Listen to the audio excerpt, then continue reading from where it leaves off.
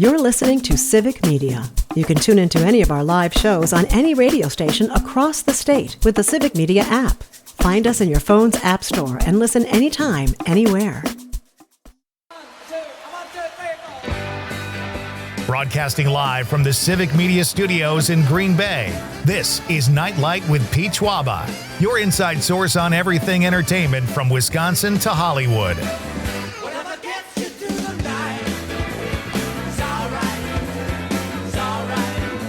And now, a guy who loves the sin but hates the sinner, Pete Schwaba. Welcome back, folks. It is time for Act 2 of Nightlight. If you missed the first hour, oh, man, let's catch you up quick. Our question of the night is, who is your favorite Wisconsin athlete to wear a Wisconsin uniform, be it college, pro, whatever? I said Hank Aaron, with Frank Kaminsky being in second place. Conrad said Frank Kaminsky with Prince Fielder in second place. We've got some texts we need to get to. We'll do that shortly. We talked about a new deodorant. This ad is 15 seconds long. Let's hear that again, Conrad. Let's catch people up with this great new product. People should be indulging. Sure, yeah. Balls under boob and butt, boob and butt. Balls under boob and butt, boob and butt. Chest and thighs and feet and back. All-day odor protection for under $10. We are over deodorizing. It's just too much. And look at Jeff is like, I came here tonight to talk about film and stuff. What is this nonsense? What kind of show is this, Pete? Actually, what I was going to tell you is that have you seen the television ad that goes along with that jingle? Yes, I got the video sent to me. It's great. It was a little like kind of explicit for me. I don't know. I just think everything now, you're supposed to put deodorant everywhere. It's no fun. I mean, come on, it's okay to smell a little bit. You were typing furiously, Nathan. Well, you said you wanted a part in March, so I just thought I'd quickly jotting something I'm observing down. you up close. A little typecasting. You're writing in a radio host? All right, fair enough. Kurt Newman will be here at 7:35, folks. He is the frontman and founder of the Bodines. It is coming up on the 40th year anniversary of their album Love and Hope and Sex and Dreams, which won an award. I think they were called the Breakthrough Band by Rolling Stone in 1986. Very exciting stuff. But Kurt will be here talking about some Wisconsin dates coming up at 7:35. Right now, very exciting. I've got two of my pals here tonight talking about film incentives. Jeff Kurz from Milwaukee and Nathan Deming. Where are you? Are you a man without a home? You kind of like, you're LA, but you're also hanging in Eau Claire. You're trying to make all these movies here in Wisconsin. What's going on? That's definitely pulling me here, is making movies here. Yeah. Are we going to have an opportunity to really quickly give our athlete? Yes, by all means. Yeah, Nobody said Giannis yet, right? No, they have not. Okay, I'm going to go with Giannis for pro. Okay. And does anybody remember Ron Dane for of college? Course, yeah, I grew absolutely. up idolizing Ron Dane. Yeah. Okay. I did too. I was I was going to say the Great Dane too. Oh, you were? Oh, the Great Dane. All right, those are both. He great was fun answers. to watch. Yeah, my uncle used to take me to games. Do you have that moment? Like, I remember when I was like 11 years old, growing up in Chicago, and all I wanted to be was a running back because I loved Walter Payton. And then you get to like age 12, and you already realize you have absolutely no shot whatsoever of being a professional running There's a back. line somewhere. Something happens. Well, then you find out. I remember wondering who from around me will go to the NBA, because you wonder that as a kid. And then you look back at the athletes who are in the NBA now, and they're all like, they started like elite training camps at 8 years old or whatever. You're like, okay, none of us had a chance at all. All right, I want to ask you guys what you're working on too. You're both doing such cool things. I want to get a Deep Woods update from Jeff, and I want to talk to you about your project, making a movie for every month of the year in Wisconsin, which I think is so ambitious and so cool. But I really am curious, like, how in Wisconsin, what do we do here to encourage projects to come here as opposed to Minnesota or Illinois or Iowa or wherever? What do you do? How do you do that? How do you sell our state? I think that starting out, it's going to be incumbent upon people who have some kind of tie to the state to want to come here and make a movie. And so I mentioned at the beginning of the show that I personally know about 10 projects that are kind of in holding patterns to see if these incentives are going to go through. And all of them, full transparency, 2 of them are mine. But all of them have some kind of Wisconsin tie. And I think that that's really what's going to set the pace. And Nathan Deming is a prime example of that, right? Well, we have a marketable identity. I don't like that term, but we have a recognizable identity. I mean, you have to look in the past few years, like up in Eau Claire, we have like a couple regional heroes right now. Basically, Bon Iver, Remy Eau Claire, Michael Perry, this novelist. So like we have other areas that artists are like exploding and like attached to the state. People know the state. Charlie Berens has exploded as one of the only Midwest comedians that's like known nationally. Right. I think that's a huge part of like we have something here, especially in the Northwoods. I mean, I don't know if you remember, was it like 8 years ago now, there was this clown panic. Do you remember this clown panic? Shot right here, Gags. Well, right? that started because of a short film made in Wisconsin, and immediately like just traveled around the world, and like people were talking about being paranoid about clowns. That all just started here, like as like a fever dream in the Northwoods. Do you guys have, I've been scared of clowns a lot longer than that myself. Do you guys have a certain kind of like, let's say no one has ties to Wisconsin and we're trying to get them to come here. What kind of films typically do you think would find Wisconsin appealing? We have so much. We have cities, lakes, prairies and farms. What kind of production typically do you think would be drawn to us? I think that it's Nathan. You're probably going to have, you kind of, because you're an active director, right? And I'm a producer.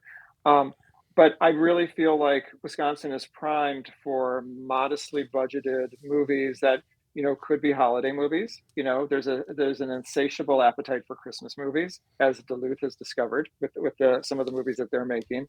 I think that there could be a steady stream of not expensive movies that are kind of geared toward the crew base that we have, our locations. We have beautiful, very quaint towns in Wisconsin that have never been seen on film, right? And so there's an opportunity there for, as Nathan said, like Santa Clarita does not scream like Christmas, right? Right. I think too, like, I don't know how many films, or at least big budget films, have ever been shot in Door County, but you've got Bayfield. Like, Somewhere in Time was filmed on Mackinac Island, and that's one of my favorite places in the world. It's beautiful. But we have beauty here that really rivals that. Door County, Bayfield, you go west by the Mississippi, all kinds of stuff could be shot there. Apostle Islands. No, I really want to film something there someday. Yeah. Well, so the New York Times was just doing its like top 100 list. Did you follow that at all? Top 100 films of the 21st century. I'm not familiar with that. It's like something. And so basically, one of them was Bridesmaids, which is what I'm leading up to. Bridesmaids set in Milwaukee, filmed in Los Angeles. If you watch it, and there's all these details that are weird, like it's not crazy to have a charming Scottish cop in Wisconsin, but like when you look at the road they're on, everything about it is just like rural California. It's like a 2-lane highway that goes from Milwaukee to Chicago. Right. With just all the flora and fauna of California, not Wisconsin. So like, you just don't, we're missing authenticity here. And I've talked to artists and writers of like all backgrounds here. I think we're all really frustrated with the fact that for some reason, the coasts here Midwest, and they get bored, or it's like we're nothing. They don't hate us, they just think it's not interesting. And I think if we get a chance to tell our own stories, we can really show them like we got a lot going on here. We're not just Fargo, we're not Absolutely. Jeff Kurz and Nathan Deming are my guests, both Wisconsin filmmakers, both with great track records of making movies and being part of movie sets, and we're talking about incentives. But let's move on. Jeff, you did a movie a few years ago called Deep Woods. We talked about it on this show last time you were on. I really enjoyed it. What do you have coming up that you're working on? Currently, I'm working on a couple projects, including something that, interestingly, was supposed to shoot in New Jersey, but the filmmaker, who I've known for a long time, brought it to me and said, can we make this cheaper in Milwaukee? I redid his budget. And he was going to get $600,000 out of the state of New Jersey. And even with that, I was able to get $250,000 out of his budget. So he said, let's do it here. It's got a very nice cast. It's John Cameron Mitchell, Margaret Cho, and Melissa Leo. We are currently talking to financiers, but this is the situation where a very modestly budgeted movie, a real passion project for all three actors who I just mentioned. So that's basically what I'm working on right now. Great. And you are working. Tell us where you're at with your project, making My a film, your year project, which is so cool. Well, my next film's going to be something else that I'll be coy about. I've got a couple irons in the fire, but yeah, I'm excited to return to that as soon as possible. Maybe shooting it next spring. So is this the Untitled Pete Schwaber project? This is the Untitled Pete Schwaber story. Awesome. Yeah, and it's fascinating. Yeah. Audiences 0%. No, yeah. So I'm excited to get back to that when I have. And do you have, like, with March? February was so great. With March, do you have that story? Is that script written? Is it still just an idea? Okay. Yeah, I have up through June written right now. I'm really excited about the arc I want to bring you on. But I need some incentives, Jeff. I need some help. You and I we're working on it. And where can people see Deep Woods, Jeff? Oh, they can't anymore. Oh, what? Our distributor was called 1091 Pictures, and they were under the umbrella of Chicken Soup for the Soul, which I thought was a very healthy company, but apparently I don't know what happened, but they went bankrupt. So right now we're trying to figure out exactly what to do with that. But I take that back. Actually, I've heard that you can see this movie on Tubi. So go to Tubi and put in Deep Woods. Hey, we're all on Tubi. Tubi Club. There you go. And I always steer people there. I'm like, well, you can watch it here and pay $5, but Tubi's great. Yeah. We could plug, if we're plugging anything, we could plug that, like, this is an important time for Action Wisconsin, like, people, like, learning about the bill, because although we have, like, we're growing momentum and support among the legislators, like, it's really important still to contact your legislators. So this is just actionwisconsin.org, and then there's a take action button that's like a little pre-filled out thing. So it's actually actionwi.org. Yes, and sorry. As Nathan said, there's a button on it that says, first of all, you can read the bills. They are featured on the homepage, and then there's a button that you can. We made it very easy. You click on this button, you put in your name, address, zip code. The names of your reps come up because nobody ever knows who their reps are, and then there's a pre-written email that you hit send, and it'll go to them, just asking them for their support. That was my next question. So very well done. Sorry. People can. No, that's great. I'm glad people know where they can go to do that. So let me ask you this, guys. How do you? I know the landscape has changed in terms of, like, what you get. Like, if you don't have a huge star in your film where you get money up front or help finance it or whatever, how do you make your money back? It seems like if you make $1 million or $2 million film, you have to win Sundance. Or if you have a micro budget and you can pull it off and have great production value, you have a better chance of recouping. Where are things at regarding? This is why I said I think the future is regional cinema. Ask Hundreds of Beavers, ask Green and Gold. Yeah. These are two independent films that made Hundreds of Beavers made $1 million, with a budget of like $150K, and then I think Green and Gold had closer to $1 million, but then made like 2 or 3 times that back. Hundreds of Beavers did it with a tour. I took my film on tour. If I had charged money, I might have made a little money. You know, there's a real appetite, I think, in like approaching audiences directly. Because the other piece of this we didn't mention is that 60% of the theaters in Wisconsin are independently owned. Those theater owners want special events to bring people into, and we're really excited about Green and Gold, and saw like how people turned out again and again and again. Helps too. And there's also, you know, what I want to piggyback onto that, because there's, you know, we're living in a time of authenticity. Mm-hmm. And it used to be that you would see, and we were talking about Bridesmaids and some other movies. Hey, Jeff, can you hold that? Can you hold that thought? Sure. We'll come back. We're going to do a very short break, and we'll have a few more minutes with these guys who are gracious enough to hang out with me tonight here on Nightlight. It's great to have you both, and we will finish up after this very short break. It's Pete Schwaber and Nightlight on the Civic Media Radio Network. I guess I'll leave that question to the experts. Assuming that there are some out there, they're probably alone, solitaire. I can remember when I caught up with a pastime intimate friend. She said, You're listening to Civic Media. Stay up to date on the latest news and information for your local community and Wisconsin by signing up for our free email newsletter. Visit civicmedia.us/email to get started.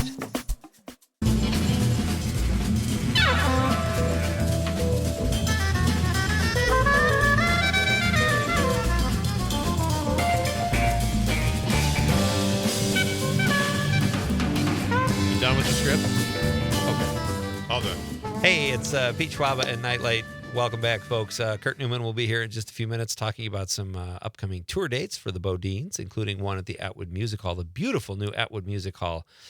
in Madison. Right now, we've got a few more minutes with our current guests, Jeffrey Kurz from Milwaukee and Nathan Deming, two very talented filmmakers here in Wisconsin, trying to get legislation passed so that we can get even more films shot here in Wisconsin and make it economically feasible.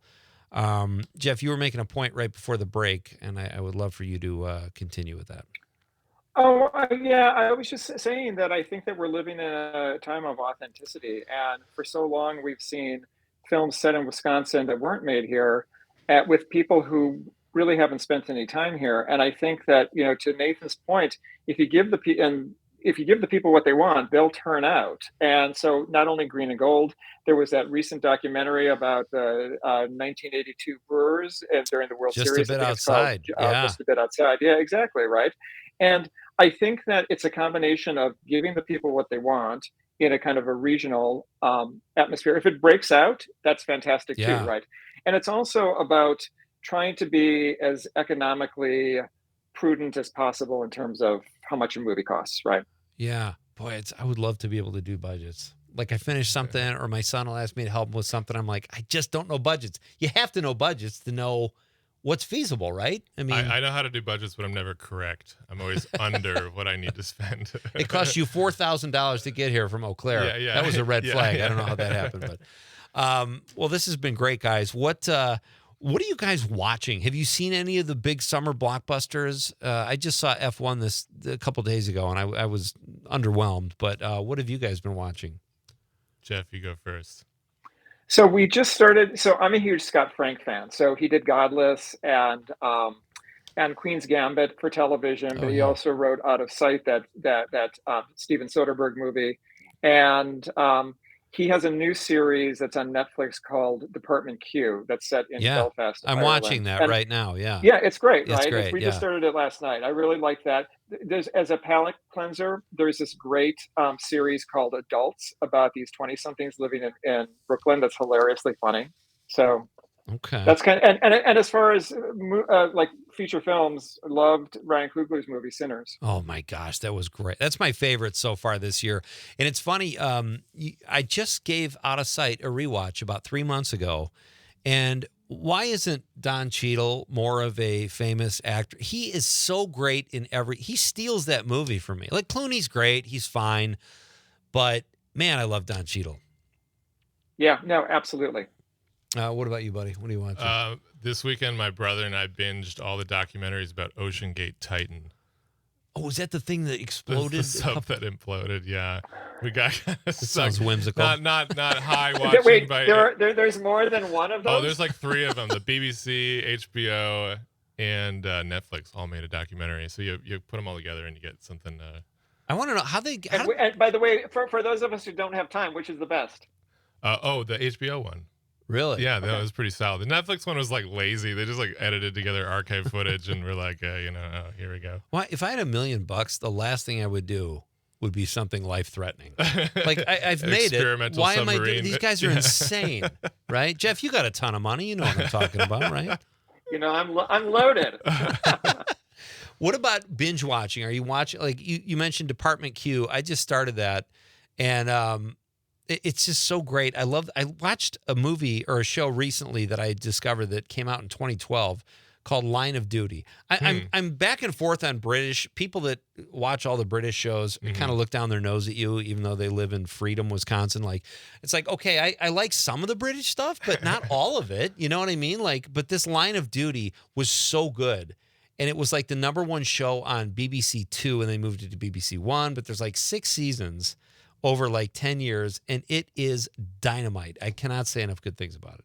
Do you like the American or the British office? By the way, so go ahead. I'm sorry.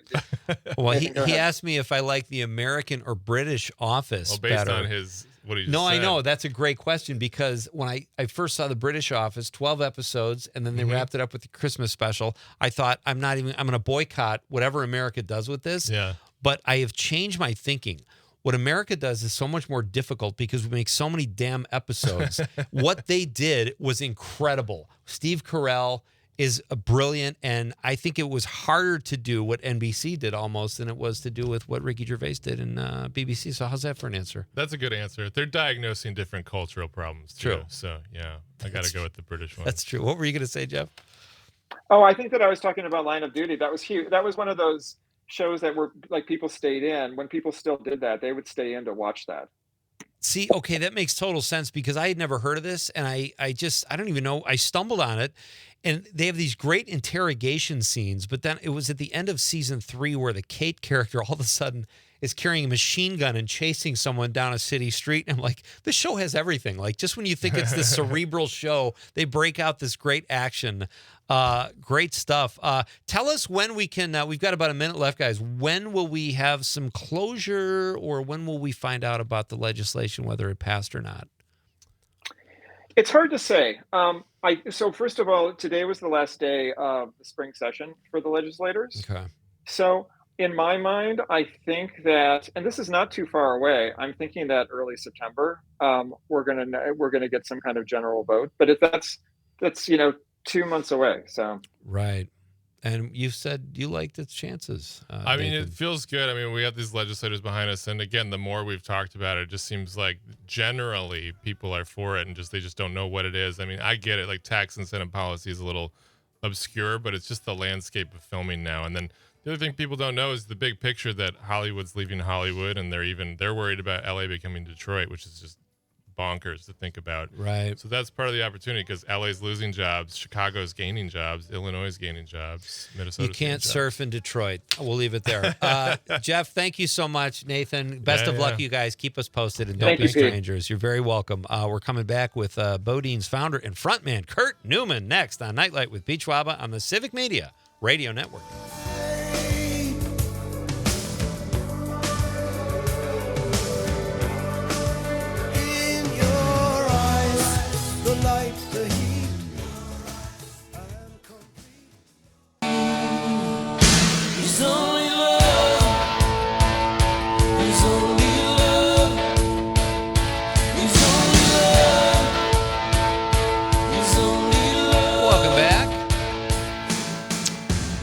This is Nightlight with Pete Schwaba. I am Pete Schwaba. Great to have you with me on this beautiful Monday night as we broadcast live statewide from beautiful downtown Green Bay. Our question of the night, you still have time to get in on the action here, is who is your favorite athlete to wear a Wisconsin college or pro uniform? Let me know, and I will read your text on the radio, folks. I need to catch up on some of those soon. And you can also tell me if you saw F1-2. I saw this film, and it looked like... they somehow crammed 5 hours of music into a 2.5-hour movie. I don't know how they did it, but let me know your thoughts. Right now, I'm very excited to welcome my next guest. In the 90s, I discovered, actually it was the 80s, I discovered the BoDeans, and I eventually got to know them a little bit, specifically Kurt Newman, who wrote a movie score for my film, The Godfather of Green Bay, and I've just been a huge fan ever since, and I'm very thrilled to welcome him onto Nightlight for the first time. Kurt Newman, the frontman and founder of the BoDeans. Hey, buddy. Hey, Pete, how you doing? Doing very well. It's great to hear your voice, and great to have you on the show. Oh, it's good to be here. Are you, so you're coming to, you've got a date in Madison in 2 days, and I know you're in Colorado. Yeah. Are you doing shows there? Yeah. Okay. Yeah, we had a bunch of shows out here in Colorado. We've been kind of flying around the country doing all different areas, all different cities, like I've been doing for the last 40 years. And, yeah, we're going to be back there in the Midwest for a couple of shows next week. So, all right, let's... this week. Yeah, in 2 days. Let's talk about that. But you just said 40 years. This is kind of cool. When I discovered you guys, Outside Looking In had just come out, but I had to go back and check out Love and Hope and Sex and Dreams. That has a 40-year anniversary coming up. What are your thoughts on that? It was such a breakthrough album. I think it was Rolling Stone said you guys were the breakout band of the year in 1986 or 1987. How do you feel about Love and Hope and Sex and Dreams all these years later? You know, I'm proud of it. It was a good record. It was a great snapshot of the band, you know, where they were at that time in our careers. And so I'm proud of it. You know, I see the 40-year anniversary not just of that one record. I see it as, like I said, of going town to town, playing songs for 40 years, you know, is the way I really see it, because really we were touring around before Love and Open Sex and Dreams and every day since. And so I just kind of feel like it's a celebration of 40 years of singing songs with all these different fans in all these different cities, all these different places, and people who have been connected to the music for so many years. And so that's kind of the way I'm looking at it, although, obviously Love and Open Sex and Dreams is part of that history. But I kind of see all the records as part of that history, and every day going forward, That is fantastic. I'm just going to share how I discovered the Bodines. It was 1987, and I was in my dorm room at DePaul University, and a buddy of mine comes in and says, "Hey, I got an extra ticket for U2." And I almost passed on going to see U2 for $20 at the Rosemont Horizon. And I'm so glad I went because I got into you guys. You were the opening act.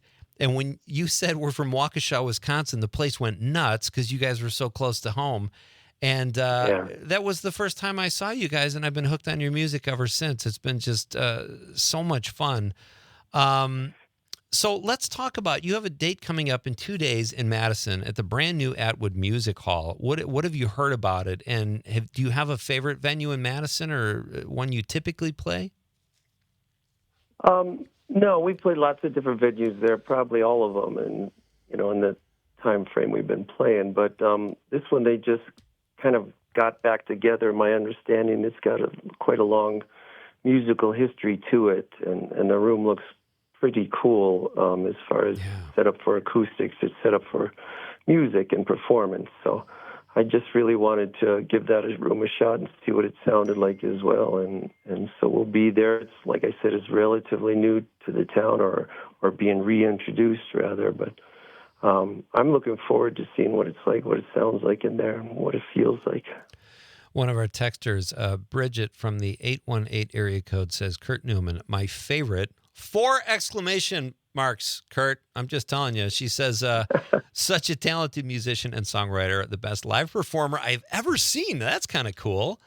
Wow. Thank you, Bridget, for that text. And the Bodines are a great live band. I saw you do a show in Milwaukee. It was at Sprecher. Does that sound right? Like in 2017 maybe, or 2016? We did a beer with them, way back when. They did a Bodines brew kind of thing, and we played in their, I don't know, basement or their room for having beer, and that was quite an event because we were very loud in a tiny little room, but it was fun.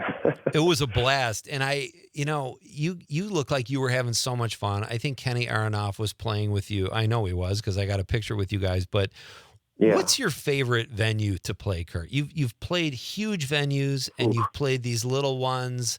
Do you have a sweet spot where you like a live crowd, venue size? It's the thing to say about that is it's not the physical location like a venue or anything like that. It's the crowd that shows up for a band. That makes all the difference in the world for the band. You can be in a tiny place, you can be in a huge space. If the crowd is there and they're into it, then it's the best show. It's because that's the only reason I'm there, Yeah. I can play music in my living room all I want and enjoy music, but what I'm trying to do is come out and play a show and do it with people, with the audience. We're trying to all come together. I tell people every night when I play that music has a healing quality to it, and this world right now could really use some healing quality. There's been so much division and pulling apart, and I just think music has a magical ability to pull people back together. You forget all your strange belief systems for a while, and you just get into the music and you sing songs together, and you remember your humanity. And so that's why I still to this day love playing music and just getting in a room and let's put all the bull aside and just come together and sing some songs together and remember what really matters and what feels so great and healing to your soul. So that's what I set out to do at a show. That's what makes any venue I'm in the best venue that night.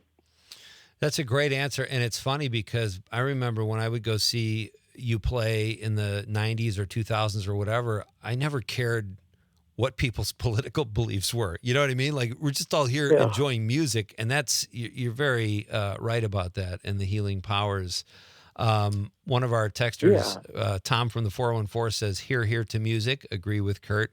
And Dave on the stream says, "I've never watched the Bodines live, but love their music." Well, you have a great opportunity now, Dave, because they've got some great dates coming up here in Wisconsin, too. I tell people a lot of times, too, like, my dad's side of the family really wrestled with depression in his side, and I found that lots of times in my life, too, it can grab a hold of me really tightly. And so the one thing that I found that really could battle against it and lift me out of it every time was music. And I was so happy in my life that I found music to do that for me, because I can put on something and will immediately lift my spirits. And I have fans tell me that all the time when I play. Like, they fly around the country to see us because to them it lifts them up and makes them feel good, and it's worth the investment and stuff. And I just think music has that power. And in our society right now, when it comes to the arts, we've been just kind of pushing them aside, and like they're losing this value in our culture. And I just want to remind people of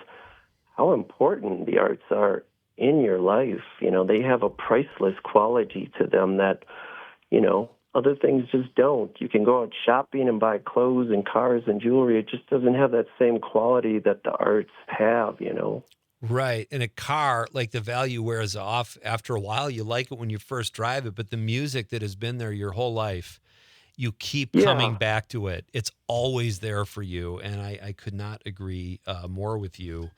You have some other dates coming up. To Dave's text, the Bodines are playing Friday, July 11th. I hope these are accurate, Kurt. I just pulled them off the website, so I don't know if anything has changed. But sure, they should be. Yeah, Indian Crossing Casino in Wapaka on the 11th. Big Top Chautauqua in Bayfield. We were just talking about Bayfield earlier on the 12th. Am I saying this right? The Utapulse Brewing in Minneapolis, Minnesota. Yeah. So lots of places. And how does it, you started here. I know you're based in Austin, Texas now. It must be fun to come back to Wisconsin to play for your homies, right? Yeah. I'm spending the entirety of July, in the Midwest. I don't, most of the summers I spend in the Midwest because we do a lot of shows up there, and it's just a better central location, even if we are going east or west or something like that. So it makes a lot of sense. So I still get my summers up there, which, in my opinion, it's the best place to be from summer till fall up there. It's just the most gorgeous. And so it's nice, yeah. And, Austin's great to spend your winters in, but it's nothing like the Midwest. You have a song called Hurt by Love, and you were talking about your dad recently. If I could just geek out on Bodines music. That song, I play the guitar for like a year, then I'll put it down for 2, and then I'll pick it back up for 3 months. That's commitment. But that is one of my favorite songs to play on the guitar. And you mentioned your dad, and you address your dad in that song. Do you still play that in concert? Did you ever break that out? Yeah, sometimes. I haven't played it recently, but I really do love that song. It's got such a personal connection to me and my dad, and, how he saw the world, and I learned a lot of lessons from my dad and his mistakes that he made in life, and I think sometimes he felt like a failure as a father, but, I told him one time, I learned a lot from your mistakes and what not to do as well, My dad suffered from alcoholism, and it was tough. He didn't have a great upbringing himself, and he wasn't really educated, and he had to kind of fight for everything he got in life. And so as a kid, you're not aware of it, but as I got older in my teens and 20s and stuff, I became aware of what his struggles were, and I learned a lot about what not to do myself from his actions. And so, in some ways,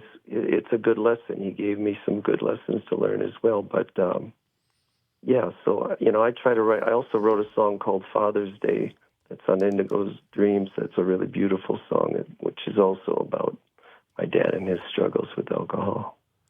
That's so great. You'll have to come back, Kurt, when I know you're putting out new material soon, but when that gets closer, you'll have to come back. We have about 30 seconds left, but who do you like to collaborate with that's not a Bodine the most? Well, when I'm home listening to music, I listen to a lot of instrumental stuff and jazz and stuff, so I have a real affection for something. There's a couple artists, like I've always loved listening to Branford Marsalis play. I think when he plays his horns, it's just magical. And I also love a guitar player who plays with Sting. His name is Dominic Miller, and he just puts out some incredible solo records, so I just love his stuff as well. Well, keep the music coming, buddy. We'll be listening, and would love to sit down when we have a little more time. And if you're ever in the area, you have an open invitation to come into the studio. It'd be great to hear you play or just talk Bodines. Thanks so much, buddy. All right, you take care. All right, you too. Knock 'em dead. That's Kurt Newman, founder and frontman of the Bodines. You can catch them at the Atwood Music Hall in just 2 days, folks, in Madison, Wisconsin. We're coming right back to wrap things up. It's Pete Schwaba and Nightlight on the Civic Media Radio Network.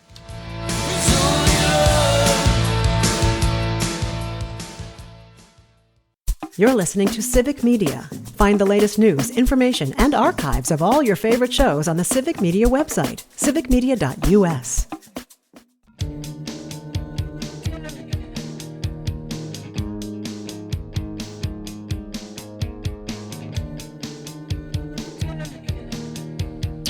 Welcome back.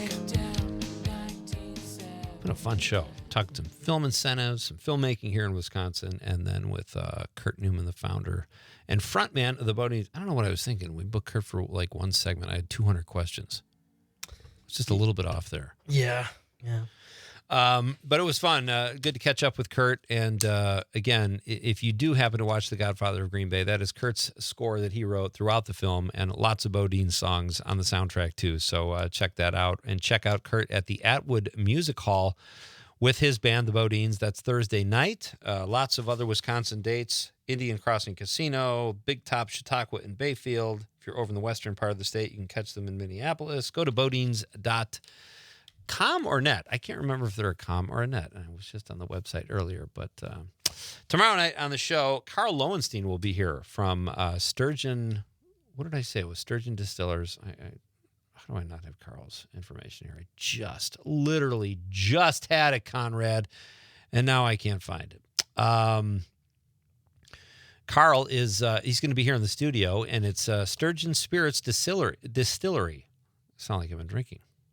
Sturgeon Spirits Distillery. I love that, in Oshkosh. Carl will be in the studio talking about the making of booze. It's me. And I am so excited to have Carl on the show tomorrow night. Maybe he'll give us a little taste test. What do you think before we drive on home? Ooh, I'd love that. That could be fun. Well, you didn't have to put it like that. Before we Uber home. Carl will be here in studio tomorrow night. That'll be fun. Wednesday, we have a short week, folks. We're going to take some time off for the 4th of July. Wednesday will be Matt Miller, Milwaukee film critic. Always fun to talk to Matt. I can't wait to talk to Matt about F1. I hope he's seen it. I feel like he's going to hate it. You think so? I don't know. Just the way that you were talking about, I feel like critics like it. I don't get it. I think they've all gone soft, but maybe I'm missing something too. Matt probably knows more about certainly critiquing a movie than I do. And then also on Wednesday, Wendy Schneider will be here. Wendy made a film called The Smart Studio Story about Butch Vig and Steve Marker, who started the Smart Studios in Madison and ended up producing bands like Nirvana and the Smashing Pumpkins. Her documentary is outstanding, and it will be playing at the Atwood Music Hall, interestingly enough. Wendy will be here on Wednesday to talk about that screening. We got some texts we got to catch up on here, Conrad. I don't know if you noticed that, but our question of the night. Yeah, what was our question of the night? What's your favorite Wisconsin athlete who has ever worn a college or pro uniform? And let's start with Steady Eddie. Steady Eddie from the 608 says, Pete, favorite athlete to play for a Wisconsin team, Bruce McCauley. He was a teammate of mine in high school. He started for the University of Wisconsin basketball team in the early 70s. Excellent shooter, smart player, good guy. Tip of the hat also to Hank Aaron. He was a great player and wonderful role model. Agreed, Steady Eddie. He says, I got to see him play for the Braves and Brewers. Steady Eddie, did you get to see him play for the Milwaukee Braves or the Atlanta Braves? Brewers are definitely in Milwaukee. And we read Bridget's text. Bridget also sent another text. She says, Robin Yount, an athletic figure from my childhood. Thank you, Bridget, from the 818. Always great to hear from you. Steve, Conrad's dad, says, Hank Aaron, the true home run record holder. I agree, Steve. Robin Yount, Milwaukee Brewers, and Mark Johnson, Wisconsin Badger, Olympic gold hockey. Currently coach of the Badger women's hockey. Oh, that's interesting. Your dad's a hockey fan. I didn't know it. You just found that out with me. I guess so. Yeah, because Hank Aaron, I don't even think there were steroids back then. Certainly not when Babe Ruth played. But Hank Aaron shattered Babe Ruth's record. I think Babe Ruth's steroids was cigars and booze. Hot dogs. Yeah, exactly. Jack from Merrimack says, haven't seen F1 yet, but if you want to see what I think of as a great racing film, see Steve McQueen's 24 Hours of Le Mans. I've heard that's a good movie. Jack continues and says, that's an incredible crash. There's an incredible crash scene in there, and there was absolutely no CGI. Yeah, that is something. Thank you for the recommendation, Jack. I will definitely check that out. 24 Hours of Le Mans. Not to be confused with 24 Hours of Lamaze, which is about a woman being in labor for 24 hours. You don't want that. That would be worse than an auto crash, I think. Barb in Waukesha, she's in the 262, says, the entire 1982 Brewer team, my love of baseball was born. That is a great text. Thank you, Barb. And from the 608, yes, Pete, I could not agree more. I've been working on a segment for this for our show. Take a freaking shower. Stop spraying the privates. That could be towards our opening discussion about the showers here at WGBW. It was about the... Or the deodorant. Yeah. Yeah. But a great text. Thank you, 608. That's Todd Alba. Todd Alba is 608? Yeah. TA. I gotcha. Why doesn't Todd just identify himself rather than make me do these mental gymnastics trying to figure out who TA? I thought that was Tony Almond. Who's Tony Almond? I don't know. Could be a guy, though. Thank you, Todd. Good to hear from you. Hope you're having a safe drive back to Madison, pal. Mark from Prairie du Sac says, there was a Far Side cartoon some years ago with a man exiting the men's room with a flashing sign, didn't wash hands. I remember that. That's so fantastic. He says, one can't but remember that our current Secretary of Defense brags about not washing his hands. I did not know that. That's so great. Tom from New Berlin says, Dave Craig from Middleton College. That's the one. I couldn't find that earlier. Dave Craig from Middleton College to the Seahawks. And Dwayne Wade, another great choice from Marquette to Miami. That's a great one. Thank you, Tom. You want to hear something cool? That free agency is happening in NBA right now. Yeah. Nigel Hayes, he was overseas. He was a EuroLeague champion and that Finals MVP. He was? And he just signed a deal with the Phoenix Suns for a year. Oh, that's so he's great. making his way back to the States. Michael Finley, you could have said, too. Michael Finley was another great Badger. I forgot about Michael Finley. And now a film producer. Well, good for Nigel Hayes. That'll be nice. All right, folks, thank you so much for your texts. This has been great fun, as it always is here on Nightlight. Great to have you with me. Thank you for being here. Thank you to Kurt Newman and the Bodines. Go see Kurt and the Bodines at the Atwood Music Hall, the brand spanking new Atwood Music Hall in Madison on Thursday, July 3rd. And thank you to Nathan Deming and Jeff Kurz for discussing film incentives and the filmmaking process here in Wisconsin. Great stuff. We'll be back tomorrow night to do it all over again. Have a great night, everybody. On behalf of the lovable producer, Conrad, good night, Wisconsin.